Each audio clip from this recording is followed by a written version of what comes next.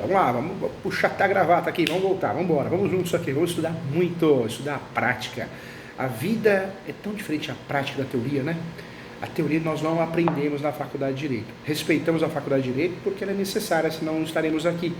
Mas que é fraca, né? Que a gente precisa correr atrás do prejuízo, a gente precisa para poder atender bem o nosso cliente, para poder valorizar a nossa carreira, a nossa profissão. Então, vamos juntos aqui estudar essa pós-graduação fantástica, pós-graduação em Direito Registral e em Direito Notarial, com ênfase em regularização de imóveis e advocacia extrajudicial. Essa pós está fazendo um sucesso tremendo entre os cartorários, tem muito oficial de cartório, notarial, registrador, escrevente, auxiliar, muita gente fazendo, muito advogado, advogada, corretor, corretora, porque é uma pós que faz você enxergar a vida real, a vida como ela é, né, do direito registral, do direito notarial, advocacia extrajudicial, regularizações de imóveis. E aqui é prática mesmo, de verdade. Ninguém promete você ganhar muitos dígitos, milhões, não. Promete conhecimento e o resto você vai correr atrás. O resto é um degrau de cada vez. Aqui é algo sério. Ninguém está vendendo curso, empurrando para você, prometendo que é caixa preta, amarela, azul, vermelha, que você vai ganhar milhões, vai ficar rico, milionário. Não, aqui é conhecimento, para você poder ajudar um cliente, para você poder ser um profissional, um operador de direito, que tenha conhecimento, qualidade, critérios básicos para poder atuar com qualidade, tá bom? Vamos juntos aqui, vamos lá então. Vamos dar continuidade aqui. Então nós falamos muita coisa, né? Muita coisa, nós falamos no primeiro bloco da nossa aula de pós-graduação. Nós falamos aqui, nossa senhora, olha quanta coisa nós falamos aqui. Parece que não, mas falamos, hein? Nós falamos sobre as características gerais do sistema registral e do sistema notarial. Nós falamos das leis que são aplicadas, a Lei 8.935 de 94. Falamos também aqui do artigo 236 da Constituição Federal. Falamos aqui também da Lei Públicos, a Lei 6.015, que cuida também de parte ligada à atividade aos registros e normas gerais. Então, olha quantas legislações nós usamos aqui. Eu acho muito legal essa aula, porque ficou muito separado, muito bem definido. Nós tratamos aqui da Lei dos Notários e Registradores, que define as modalidades dos serviços de registro, né? E nós falamos aqui, tabelião de notas, artigo 5º, tabelião de notas, tabeliões de ofícios e oficiais de registro de contratos marítimos, também falamos aqui. Nós falamos aqui dos tabeliões de protesto, oficiais de registro de imóveis, falamos também dos oficiais de registro de títulos e documentos civis das pessoas jurídicas, dos oficiais de registro civis das pessoas naturais de interdições e tutelas, e falamos dos oficiais de registro de distribuições. E aí, para ficar mais didático, mais bacana, mais legal para explicar para qualquer pessoa entender não é decoreba, nós separamos aqui um formato de pilares, o sistema registral, e separamos aqui também em formato de pilar, também o sistema notarial. No sistema registral, nós separamos aqui 4 cartórios: registro civil de pessoas naturais, registro civil de pessoas jurídicas, registro de títulos e documentos e registro de imóveis. No sistema registral, nós dividimos em 3, tá? Cartório de notas, protesto de títulos e contratos marítimos. Ficou 10. Em relação aos princípios, o professor está com...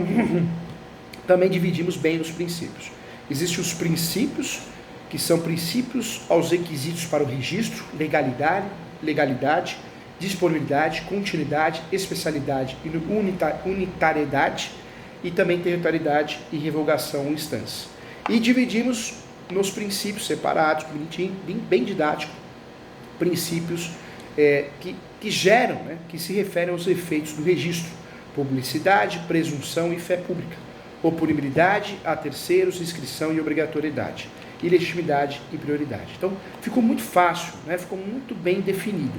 Falamos muito bem toda a estrutura para iniciar na carreira de oficial de cartório. Conversamos também sobre a Constituição Federal, a Lei 8935 e a Constituição Federal, artigo 236.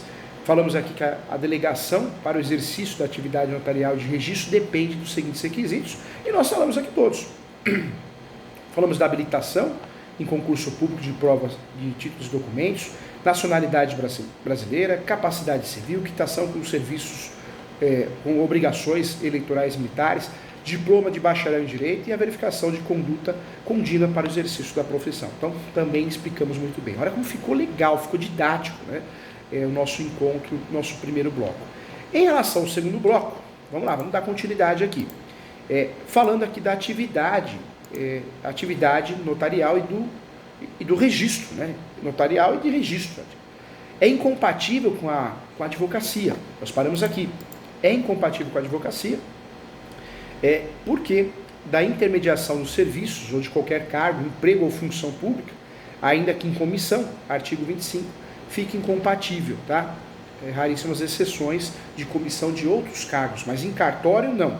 Trabalhou no cartório, você não pode advogar, seja quem for, tá bom? Então fique atento em relação a isso. O momento de aplicação da regra acima, que nós conversamos, é o da posse, né? Que implicará no afastamento imediato da atividade anterior que acaba sendo vedada, que é a advocacia, ok? O princípio da imparcialidade do registrador, no momento da apresentação do título do documento, da qualificação e do registro, é critério essencial. O oficial é profissional independente, não pode se privilegiar, né, ou se valer de interesses profissionais durante o exercício da delegação. Outro fato que acontece muito cartorário, escrevente, sem saber talvez, dá cartãozinho, liga para o tal advogado, dividindo honorários. Isso dá representação ética, tá? Representação ética para o advogado ou advogada, e também pode ser dispensado do cartório, se o oficial ficar sabendo, pode ser dispensado e o cartório pode ser processado. O cartório não pode indicar advogado ou advogada, não pode. O cartório não pode dar cartãozinho. O cartório não pode indicar advogado para fazer divórcio, advogado para fazer divórcio, inventário, uso capião, não pode. O cartorário que faz isso, ele está sendo antiético, e além de ser antiético, ele pode comprometer o cartório.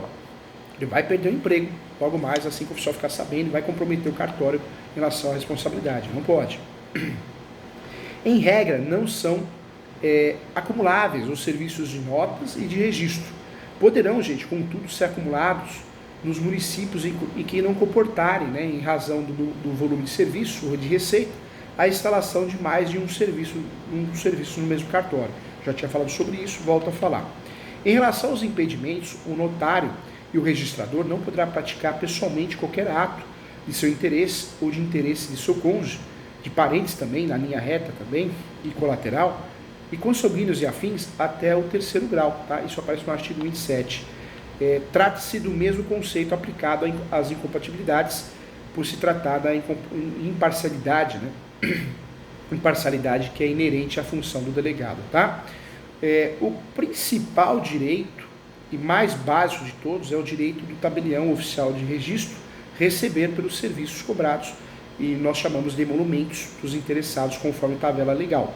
Os notários e oficiais de registro gozam de independência no exercício de suas atribuições e têm direito à percepção dos emolumentos integrais pelos atos praticados na serventia e só poderão a delegação, nas hipóteses previstas em lei, artigo 28, inclusive, deixar de cobrar os emolumentos. A Lei 8.935 de 94, em seus artigos 29 e 30, traz o rol de direitos e deveres a seguir dos profissionais da área extrajudicial. O artigo 29 são direitos do notário e do registrador exercer opção nos casos de desmembramento ou desdobramento de sua serventia. É um direito. Organizar associações ou sindicatos de classe, delas participar se quiser ou não. São deveres também, conforme o artigo 30, dos notários e dos registradores, oficiais de registro, manter em ordem os livros, papéis e documentos de sua serventia, guardando-os em locais seguros. Também atender as partes com eficiência, urbanidade e presteza, atender de forma prioritária as requisições de papéis, documentos, informações ou providências que lhe forem solicitadas pelas autoridades judiciárias e administrativas para a defesa das pessoas jurídicas de direito público em juízo. Também manter em arquivo as leis, regulamentos, resoluções, provimentos, regimentos, ordens de serviço e quaisquer outros atos que digam respeito à sua atividade. Também proceder de forma a dignificar a função exercida, tanto nas atividades profissionais como na atividade privada, tá? Também guardar sigilo, é obrigação dos cartorários, guardar sigilo sobre a documentação e os assuntos de natureza reservada de quem tem conhecimento em razão do exercício de sua profissão. Também é obrigação afixar em local visível, de fácil leitura, o acesso ao público, as tabelas de emolumentos em vigor. Por isso você entra no cartório e está a tabela ali na porta, né? É obrigação. Observar também os emolumentos fixados para a prática dos atos de seu ofício, não pode cobrar nada mais, nada menos, não pode. Dar recibo dos emolumentos percebidos também é obrigação.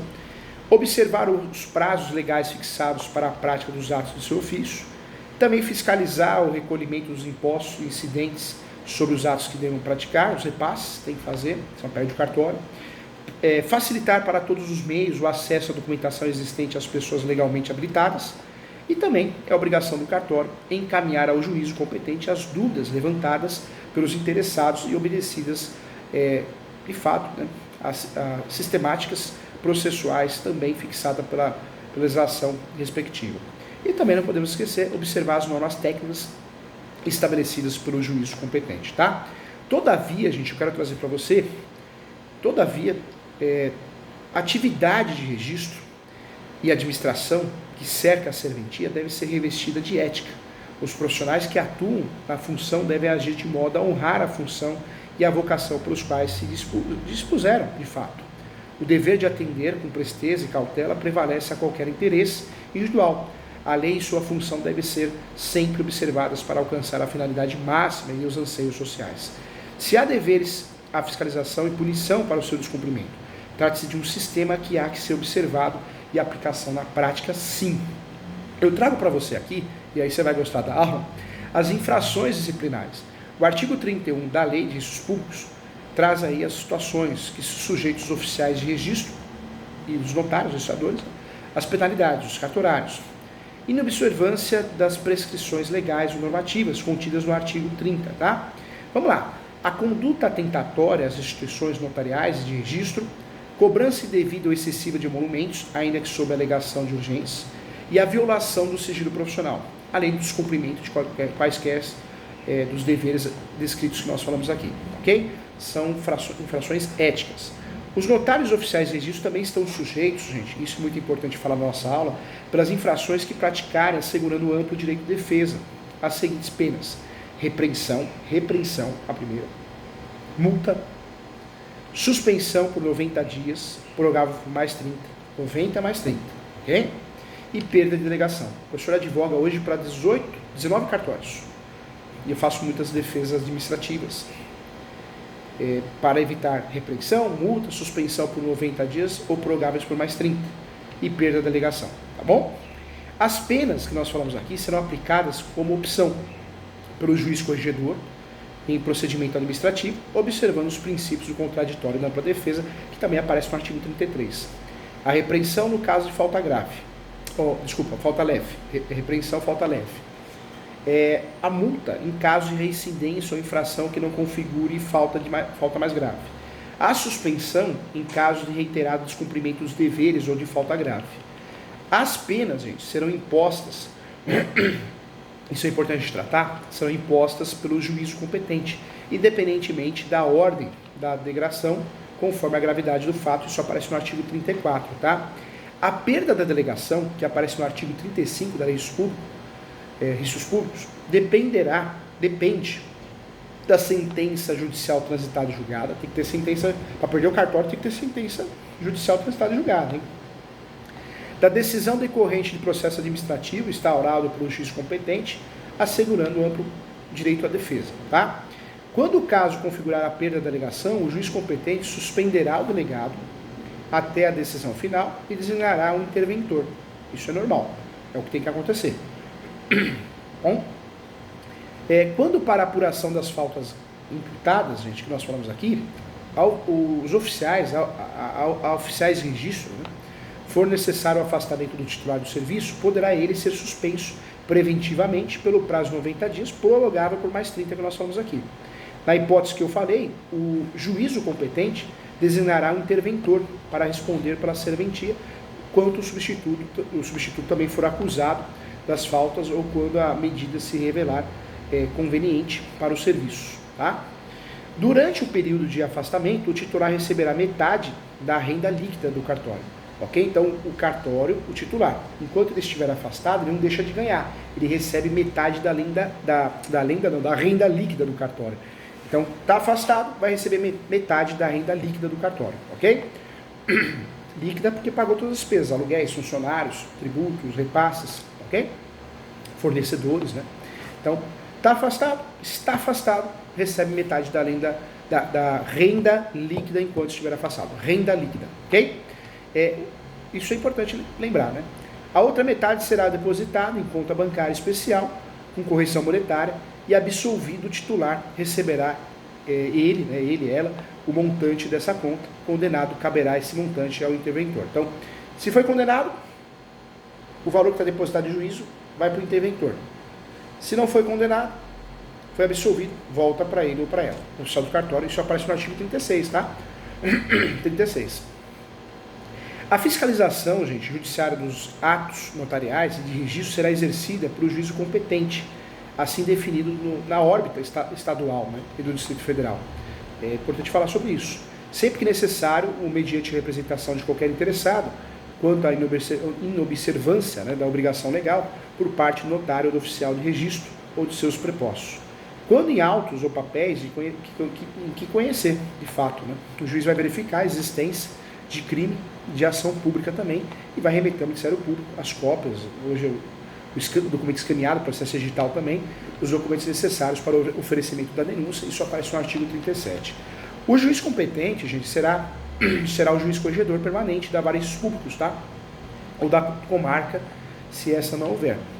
O juízo competente zelará para que os serviços notariais e de registro sejam prestados com rapidez, qualidade satisfatória e de modo eficiente, podendo sugerir às autoridades competentes a elaboração de planos de adequação e melhor prestação desses serviços, observando também críticas populares, né, e socioeconômicas, publicadas regularmente pela Fundação do Instituto Brasileiro de Geografia e Estatística também.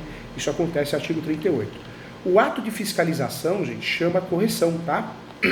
Quando o cartório fala, estou em correção, é o ato de fiscalização. Correição. O ato de fiscalização chama correição. Você já escutou, deve ter ouvido falar, principalmente nossos alunos que são escreventes, auxiliares e oficiais. Tem muitos oficiais de cartório aqui com a gente, registrador, notarial, legal. Né? Então, correção você já sabe o que é. Que pode ser ordinária ou extraordinária. A correção pode ser ordinária ou extraordinária. A correção ordinária ocorre todo ano, uma vez por ano, ocasião em que o juiz, corregedor e sua equipe se deslocam à serventia a fim de verificar seu andamento, papéis, selos, carimbos, livros, né? E a correção extraordinária ocorre quando surge a necessidade de uma fiscalização atemporal e urgente, que acontece muito, né? Acontece muito.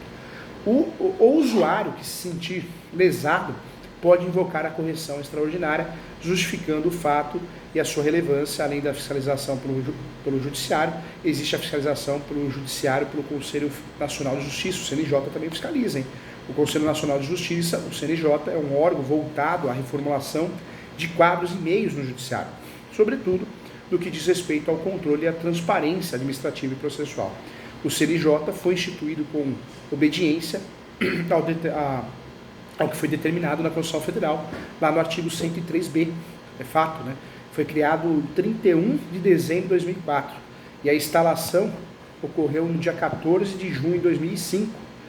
O CNJ é um órgão, sim, do Poder Judiciário, com sede em Brasília, e atuação em todo o Estado Nacional, que visa, mediante ações de planejamento, a organização, a ordenação, né, ao controle administrativo e aperfeiçoamento de elite, né, de qualidade do serviço público na prestação da justiça. Então, surge o judiciário. Deixa eu falar com você também, eu quero falar sobre as causas de extinção da delegação. Isso aparece no artigo 39. No artigo 39.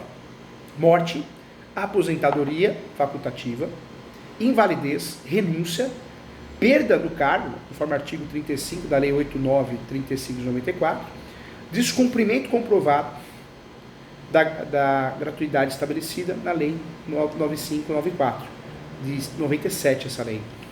Os notários, oficiais de registro, escreventes, auxiliares, são vinculados à Previdência Social do âmbito federal e têm assegurada a contagem recíproca do tempo de serviço em sistemas diversos também, conforme o artigo 40, tá?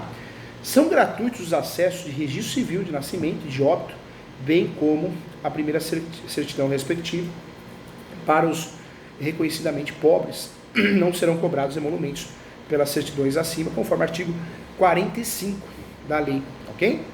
Ponto importante também, é proibida a inserção nas certidões gratuitas expressões que indiquem condição de pobreza ou semelhança. Não é porque eu pego uma certidão gratuita, tem que aparecer escrito na certidão, né? Trago também aqui a informação que haverá casos específicos de concessão de gratuidade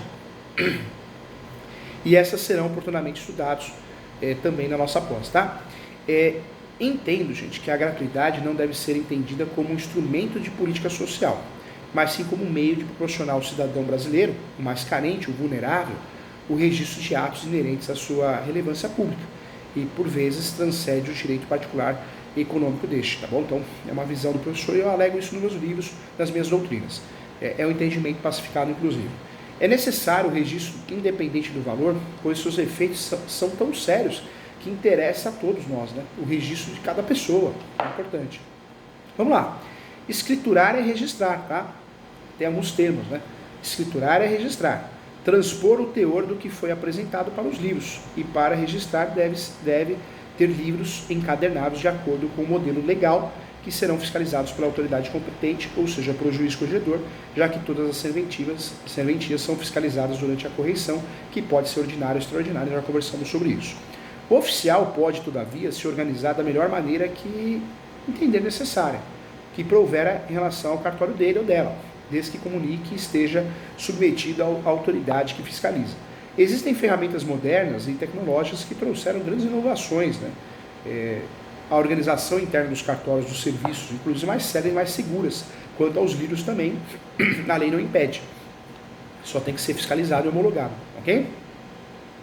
O importante desse estudo é que você conheça também, na nossa pós aqui, que há uma organização legal dentro de cada serventia, com o propósito de oferecer segurança ao público, né, ao oficial, que possui liberdade de administrar o acervo, mas sempre obedecendo os parâmetros legais e a submissão, se submetendo à fiscalização.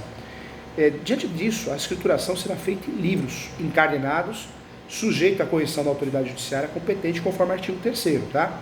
Para facilitar os serviços, podem os livros serem escriturados de forma mecanicamente, em folhas soltas, obedecidas os modelos aprovados pela autoridade judiciária competente, isso a partir do artigo 3º, parágrafo 2º, inclusive. Os livros de escrituração serão abertos, numerados, autenticados e encerrados pelo oficial de registro, podendo ser utilizado para tal fim processo mecânico, sim, de autenticação previamente aprovado pelo Poder Judiciário competente. Considerando, gente, a quantidade de registros, o juiz poderá autorizar a diminuição de números de páginas dos livros respectivos até a terça parte do consignado, conforme a lei. Findando-se o livro, né, com o fim, o imediato, né, do livro deveremos tomar o número seguinte, acrescida a respectiva letra, salvo no livro de imóveis, em que o número será observado com a adição sucessiva de letras na ordem alfabética simples, e depois repetidas com a combinação com a primeira, com a segunda e assim de forma indefinida. Eu trago como exemplo 2A, 2E, 2AA, 2AZ, 2BA, 2BZ, etc., tá? Conforme o artigo 6º. Os números de ordem dos respectivos registros não serão interrompidos no fim de cada livro, mas continuarão indefinitivamente nos seguintes, na mesma ordem, na mesma espécie, ok? Os livros, gente, isso é importante, hein? Os livros, as fichas, os documentos, papéis, microfilmes. Eu trabalhei muito com microfilme no cartório. Nossa, tinha dia que não saía enxergando mais nada. O sistema de computação, todos, né? Então, os livros, fichas, documentos, papéis, microfilmes, sistemas de computação deverão permanecer sempre sob a guarda e responsabilidade do titular de serviço, do serviço de registro, né? Que zelará pela sua ordem, segurança e conservação. Se houver necessidade de serem periciados, o exame deverá ocorrer na própria sede do cartório, sede do serviço, em dia e hora adrede designado, tá? Com consciência do titular e autorização do juiz competente, claro. Nenhum documento ou papel acervo poderá sair da serventia sem autorização do juiz corregedor, isso é fato. Com a modernização dos livros, o local mais importante será o site da serventia, né, gente? E as atenções estarão, sim, voltadas para a segurança eletrônica. A tendência será o uso de certificado digital, cada vez mais, hoje já existe, muito, não é pouco não, poucos cartórios de cidades menores que não usam e-mail como meio de requerimento, e o próprio documento eletrônico que já possui validade perante o nosso ordenamento jurídico, conforme a medida provisória lá 2200, né, que ocorreu em 2001, que se propõe a garantir a autenticidade, integralidade, né, e também validade jurídica dos documentos em forma eletrônica. Isso já é fato, essa medida já se converteu, isso é fato. A evolução dos documentos eletrônicos no ambiente registral segue a criação de várias leis. Cada dia surge uma, né? A Lei 11.280, uma lei importante, o IPC Brasil. A Lei 11.419, né? Então, informatização judiciária. A própria Lei 11.441, a desjudicialização, né? Então, tem várias leis, outras leis surgindo também, esse assunto é muito dinâmico. O serviço registral e notarial começa e termina, gente, nas mesmas horas em dias úteis, com exceção do registro civil de pessoas naturais, que funcionará todos os dias, sem exceção. Trago para você que tal organização é importante para assegurar as mesmas condições a todos, inclusive a prioridade na apresentação dos documentos por parte dos interessados. Certamente serão prestados de modo eficiente e adequado em dias e horários estabelecidos pelo juiz competente, atendidas as peculiaridades locais, local de fácil acesso ao público, que ofereça segurança para o arquivamento dos livros e documentos também. É importante deixar claro aqui também. Quero trazer para você que cada serviço funcionará em um só local. É vedada a instalação de sucursal, filial, isso não existe, tá? Para o arquivamento de livros e documentos. Hoje em São Paulo até tem um shopping central. Você vai lá, tem o cartório sexto, mas não é uma filial, não é uma sucursal. É um local só para atendimento, porque os arquivos obrigatoriamente ficam no cartório. Isso facilita o atendimento à população e a busca, né, por qualquer interessado por documentos arquivados, assim com a emissão de certidões, tá? O acesso a deficientes físicos deverá ser garantido, cabendo ao titular delegado as adequações necessárias para a acessibilidade do deficiente, dos termos da legislação específica, e toda a serventia de registro possui um livro protocolo que está, de fato, habilitado para receber as informações de todos os títulos e documentos apresentados a registro. Ou seja, tudo é levado à serventia para ser registrado ou averbado e deve constar no livro de protocolo. Em resumo, entrou, protocolou, tá? Veja que ninguém sai sem um número de protocolo na mão. Prenotação, né? A gente pede alguma coisa do cartório, é prenotação, é um número. Atenção a isso, hein? O pessoal que está assistindo a nossa aula aqui na nossa pós, que é cartorário, que é oficial, tem bastante, então atenção a isso. A exceção se dá, gente, quando não são apresentados títulos apenas para exame e cálculo. Então, dos respectivos emolumentos, aí tudo bem, é uma exceção. Nenhuma exigência fiscal ou dívida vai obstará a apresentação de um título, hein? Inclusive o seu lançamento do protocolo com o respectivo número de ordem, nos casos em que da precedência decorre da prioridade de direitos para a apresentação. Independe de apontamento no protocolo os títulos apresentados apenas para exame de cálculo, né, e respectivos emolumentos. Artigo 12, só aparece o artigo 12. O lançamento no livro de protocolo não é garantia de registro, mas gera efeitos de prioridade. Tinha uma discussão jurisprudencial, já está pacificado nesse sentido, hein? Já gera prioridade, em casos de duplo registro, inclusive. Além disso, é direito do usuário saber com antecedência e também, sem qualquer ônus, né, o valor dos emolumentos, assim como compreender o seu modo de cobrança, que depende do Estado, por sua vez, por ser complexo também. Os atos de registro, salvo as anotações e averbações obrigatórias, serão praticados por ordem judicial, tá? Requerimento verbal ou por escrito de interessados ou requerimento do Ministério Público quando a lei autorizar, artigo 13, nós falamos aqui também. Já o protocolo, assim como os serviços que se iniciam e terminam no mesmo horário de atendimento, cabendo ao oficial e seus pressupostos, os prepostos, não é pressupostos, não, eu falo pressupostos, né? Os prepostos, né? De fato, tem que respeitar a regra, não tem o que fazer, então o valor cobrado correspondente às custas, escrituras, certidões, buscas, averbações, registros de qualquer natureza, emolumentos e despesas legais constará obrigatoriamente do próprio documento, independentemente da expedição do recibo quando solicitado. Aparece na lei 14, no artigo 14 da lei.